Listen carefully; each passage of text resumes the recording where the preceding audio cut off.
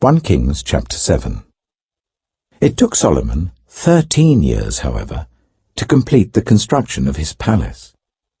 He built the palace of the forest of Lebanon, 100 cubits long, 50 wide, and 30 high, with 4 rows of cedar columns supporting trimmed cedar beams. It was roofed with cedar above the beams that rested on the columns, 45 beams, 15 to a row. Its windows were placed high in sets of 3, facing each other. All the doorways had rectangular frames. They were in the front part in sets of 3, facing each other. He made a colonnade, 50 cubits long and 30 wide. In front of it was a portico, and in front of that were pillars and an overhanging roof. He built the throne hall, the hall of justice, where he was to judge, and he covered it with cedar from floor to ceiling.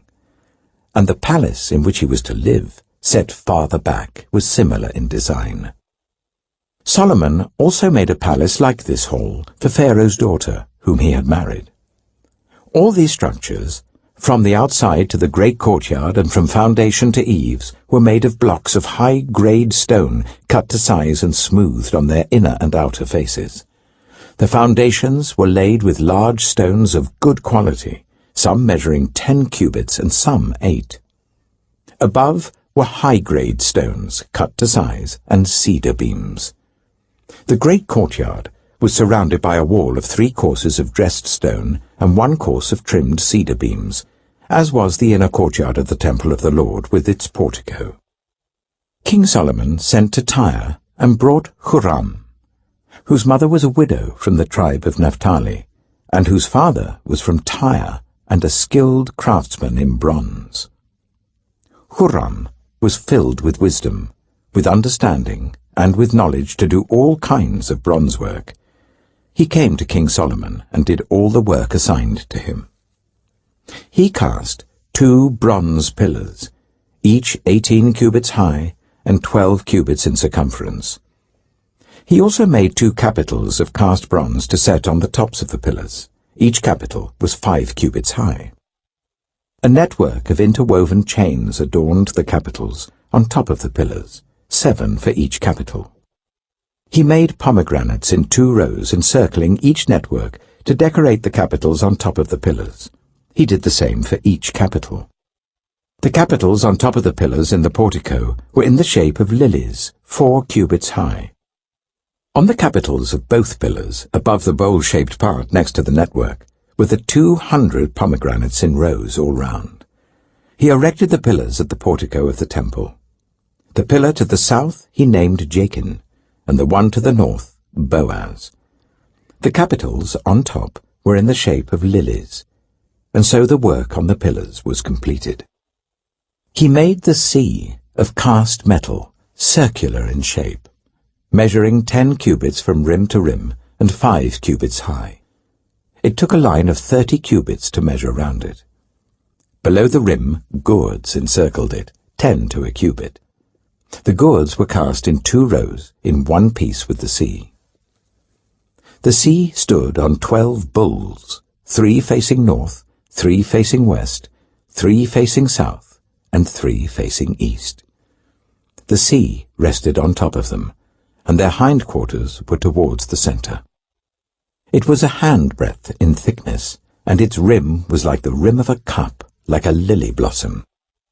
It held 2,000 baths.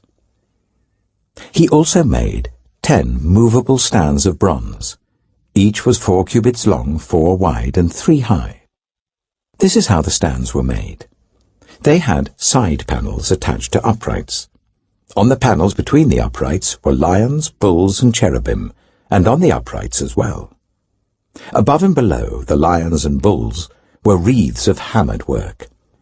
Each stand had 4 bronze wheels with bronze axles, and each had a basin resting on 4 supports cast with wreaths on each side.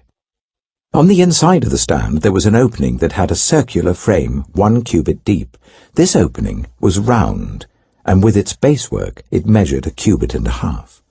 Around its opening there was engraving. The panels of the stands were square, not round. The 4 wheels were under the panels, and the axles of the wheels were attached to the stand. The diameter of each wheel was 1.5 cubits. The wheels were made like chariot wheels. The axles, rims, spokes, and hubs were all of cast metal. Each stand had 4 handles, one on each corner projecting from the stand. At the top of the stand there was a circular band 1/2 cubit deep. The supports and panels were attached to the top of the stand. He engraved cherubim, lions, and palm trees on the surfaces of the supports and on the panels in every available space, with wreaths all round. This is the way he made the 10 stands. They were all cast in the same moulds and were identical in size and shape. He then made 10 bronze basins, each holding 40 baths and measuring 4 cubits across, 1 basin to go on each of the 10 stands. He placed 5 of the stands on the south side of the temple and 5 on the north. He placed the sea on the south side, at the southeast corner of the temple. He also made the pots and shovels and sprinkling bowls. So Huram finished all the work he had undertaken for King Solomon in the temple of the Lord. The 2 pillars, the 2 bowl-shaped capitals on top of the pillars, the 2 sets of network decorating the 2 bowl-shaped capitals on top of the pillars, the 400 pomegranates for the 2 sets of network, 2 rows of pomegranates for each network decorating the bowl-shaped capitals on top of the pillars, the 10 stands with their 10 basins, the sea and the 12 bowls under it, the pots, shovels, and sprinkling bowls. All these objects that Huram made for King Solomon for the temple of the Lord were of burnished bronze. The king had them cast in clay moulds in the plain of the Jordan between Succoth and Zarethan. Solomon left all these things unweighed, because there were so many. The weight of the bronze was not determined. Solomon also made all the furnishings that were in the Lord's temple: the golden altar, the golden table on which was the bread of the presence, the lampstands of pure gold, 5 on the right and 5 on the left, in front of the inner sanctuary, the gold floral work and lamps and tongs, the pure gold dishes, wick trimmers, sprinkling bowls, dishes, and censers, and the gold sockets for the doors of the innermost room, the most holy place, and also for the doors of the main hall of the temple. When all the work King Solomon had done for the temple of the Lord was finished, he brought in the things his father David had dedicated, the silver and gold and the furnishings, and he placed them in the treasuries of the Lord's temple. 1 Kings chapter 8. Then King Solomon summoned into his presence at Jerusalem the elders of Israel, all the heads of the tribes, and the chiefs of the Israelite families, to bring up the ark of the Lord's covenant from Zion, the city of David. All the Israelites came together to King Solomon at the time of the festival in the month of Ethanim, the 7th month. When all the elders of Israel had arrived, the priests took up the ark, and they brought up the ark of the Lord and the tent of meeting and all the sacred furnishings in it. The priests and Levites carried them up, and King Solomon and the entire assembly of Israel that had gathered about him were before the ark, sacrificing so many sheep and cattle that they could not be recorded or counted. The priests then brought the ark of the Lord's covenant to its place in the inner sanctuary of the temple, the most holy place, and put it beneath the wings of the cherubim. The cherubim spread their wings over the place of the ark, and overshadowed the ark and its carrying poles. These poles were so long that their ends could be seen from the holy place in front of the inner sanctuary, but not from outside the holy place, and they are still there today. There was nothing in the ark except the 2 stone tablets that Moses had placed in it at Horeb, where the Lord made a covenant with the Israelites after they came out of Egypt. When the priests withdrew from the holy place, the cloud filled the temple of the Lord, and the priests could not perform their service because of the cloud, for the glory of the Lord filled his temple. Then Solomon said, "The Lord has said that he would dwell in a dark cloud. I have indeed built a magnificent temple for you, a place for you to dwell forever." While the whole assembly of Israel was standing there, the king turned round and blessed them. Then he said, "Praise be to the Lord, the God of Israel, who with his own hand has fulfilled what he promised with his own mouth to my father David. For he said, 'Since the day I brought my people Israel out of Egypt, I have not chosen a city in any tribe of Israel to have a temple built, so that my name might be there. But I have chosen David to rule my people Israel.' My father David had it in his heart to build a temple for the name of the Lord, the God of Israel. But the Lord said to my father David, 'You did well to have it in your heart to build a temple for my name. Nevertheless, you are not the one to build the temple, but your son, your own flesh and blood. He is the one who will build the temple for my name.' The Lord has kept the promise he made. I have succeeded David my father, and now I sit on the throne of Israel, just as the Lord promised, and I have built the temple for the name of the Lord, the God of Israel. I have provided a place there for the ark, in which is the covenant of the Lord that he made with our ancestors when he brought them out of Egypt." Then Solomon stood before the altar of the Lord in front of the whole assembly of Israel, spread out his hands towards heaven, and said, "Lord, the God of Israel, there is no God like you in heaven above or on earth below. You who keep your covenant of love with your servants, who continue wholeheartedly in your way. You have kept your promise to your servant David my father. With your mouth you have promised, and with your hand you have fulfilled it, as it is today. Now, Lord, the God of Israel, keep for your servant David my father the promises you made to him when you said, 'You shall never fail to have a successor to sit before me on the throne of Israel, if only your descendants are careful in all they do to walk before me faithfully as you have done.' And now, God of Israel, let your word that you promised your servant David my father come true. But will God really dwell on earth? The heavens, even the highest heaven, cannot contain you. How much less this temple I have built? Yet give attention to your servant's prayer and his plea for mercy, Lord my God. Hear the cry and the prayer that your servant is praying in your presence this day. May your eyes be open towards this temple night and day, this place of which you said, 'My name shall be there,' so that you will hear the prayer your servant prays towards this place. Hear the supplication of your servant and of your people Israel when they pray towards this place. Hear from heaven your dwelling place, and when you hear, forgive. When anyone wrongs their neighbor and is required to take an oath, and they come and swear the oath before your altar in this temple, then hear from heaven and act. Judge between your servants, condemning the guilty by bringing down on their heads what they have done, and vindicating the innocent by treating them in accordance with their innocence.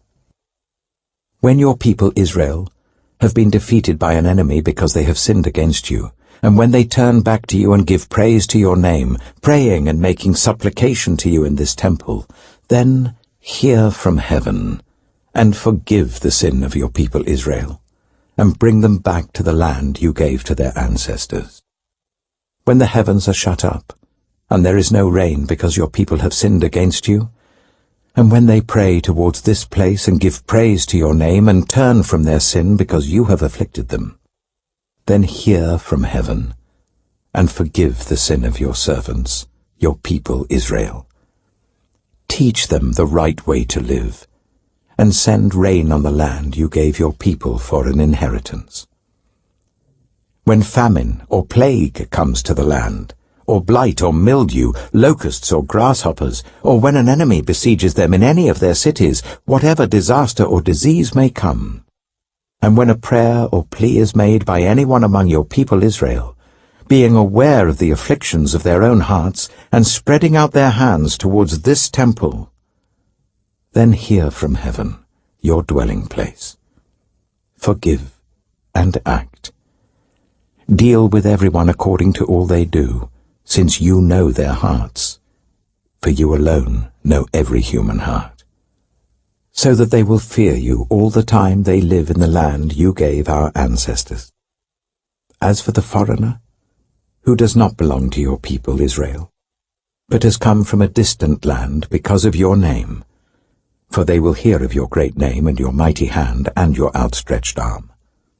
When they come and pray towards this temple, then hear from heaven, your dwelling place.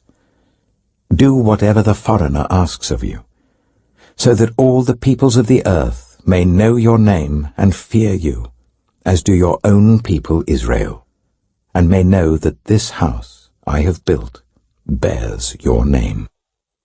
When your people go to war against their enemies, wherever you send them, and when they pray to the Lord towards the city you have chosen and the temple I have built for your name, then hear from heaven their prayer and their plea, and uphold their cause.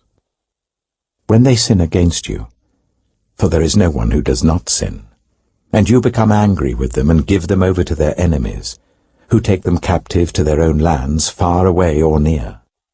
And if they have a change of heart in the land where they are held captive, and repent, and plead with you in the land of their captors, and say, We have sinned, we have done wrong, we have acted wickedly.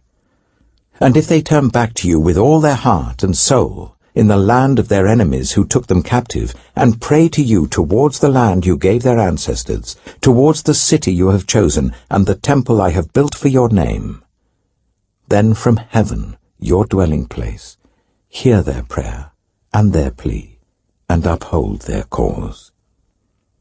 And forgive your people, who have sinned against you. Forgive all the offenses they have committed against you, and cause their captors to show them mercy. For they are your people and your inheritance, whom you brought out of Egypt, out of that iron-smelting furnace. May your eyes be open to your servant's plea, and to the plea of your people Israel, and may you listen to them whenever they cry out to you.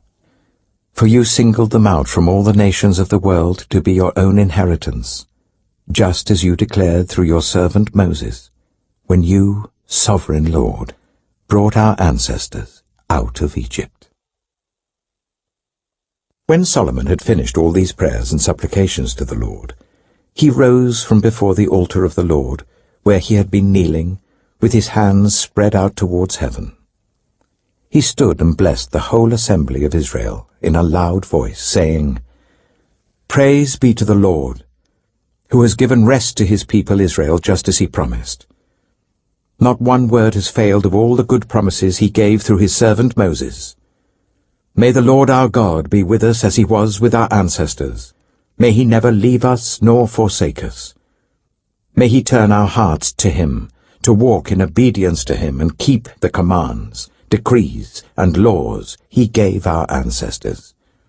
And may these words of mine, which I have prayed before the Lord, be near to the Lord our God day and night, that he may uphold the cause of his servant and the cause of his people Israel, according to each day's need, so that all the peoples of the earth may know that the Lord is God and that there is no other. And may your hearts be fully committed to the Lord our God, to live by his decrees and obey his commands, as at this time. Then the king and all Israel with him offered sacrifices before the Lord. Solomon offered a sacrifice of fellowship offerings to the Lord, 22,000 cattle and 120,000 sheep and goats. So the king and all the Israelites dedicated the temple of the Lord. On that same day, the king consecrated the middle part of the courtyard in front of the temple of the Lord, and there he offered burnt offerings, grain offerings, and the fat of the fellowship offerings, because the bronze altar that stood before the Lord was too small to hold the burnt offerings, the grain offerings, and the fat of the fellowship offerings.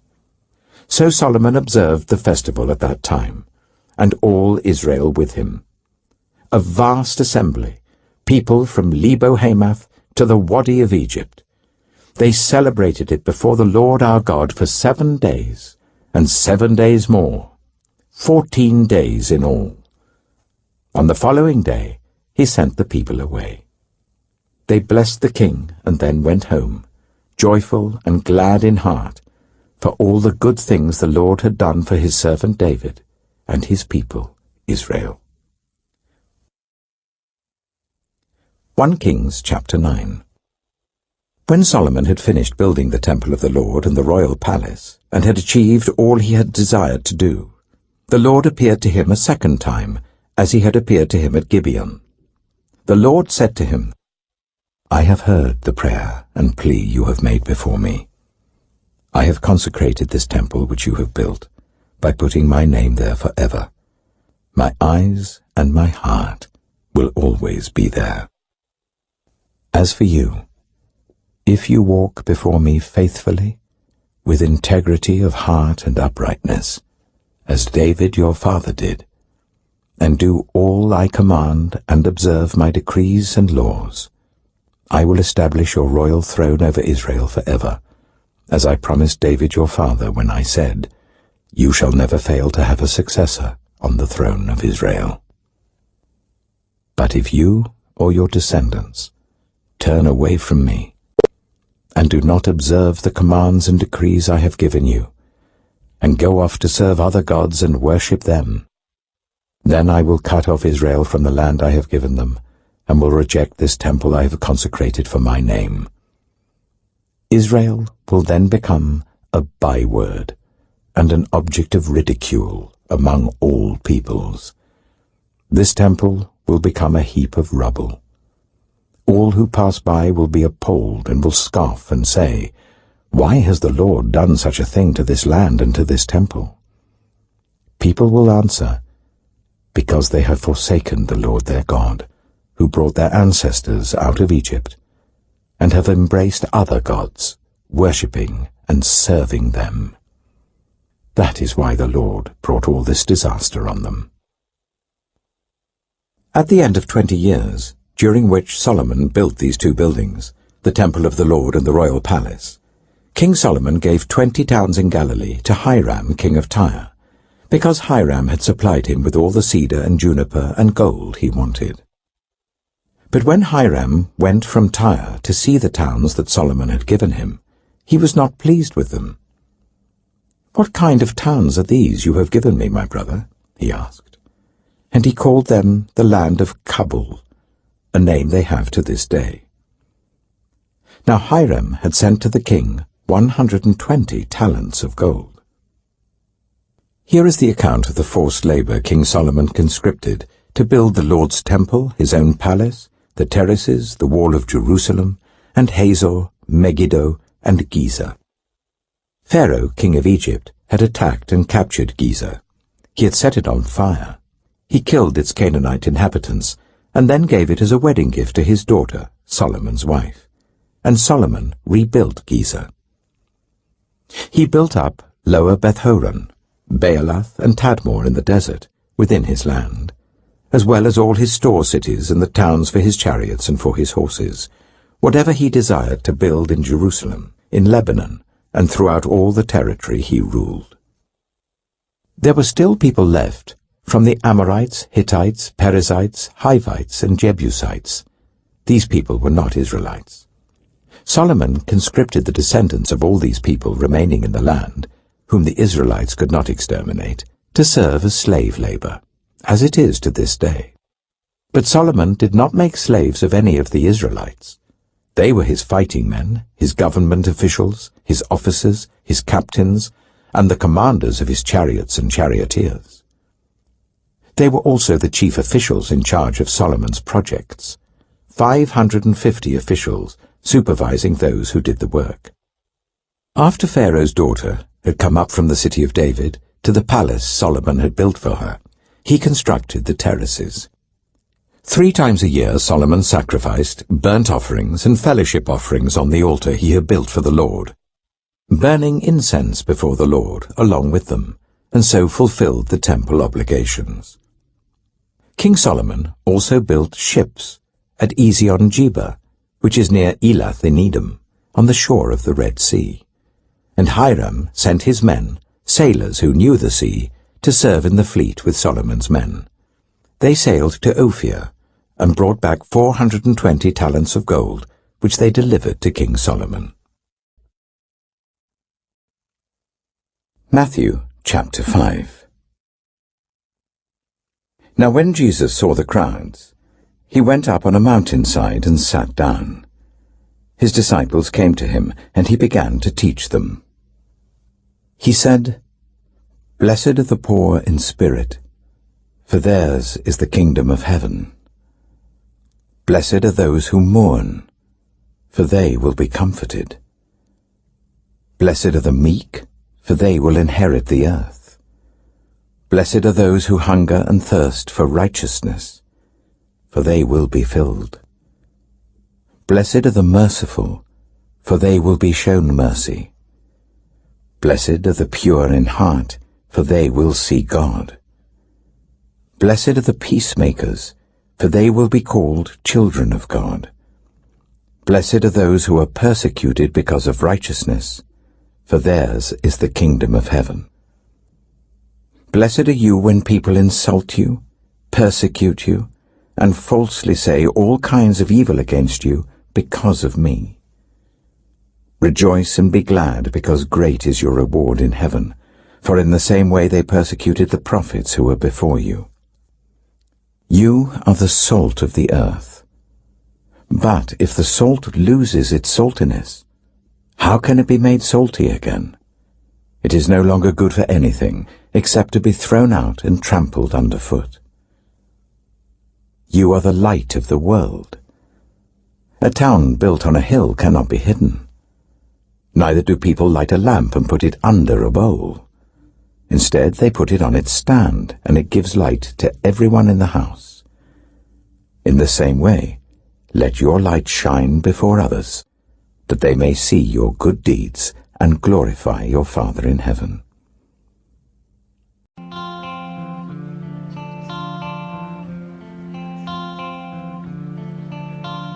I heard there was a secret chord, and David played and it pleased the Lord.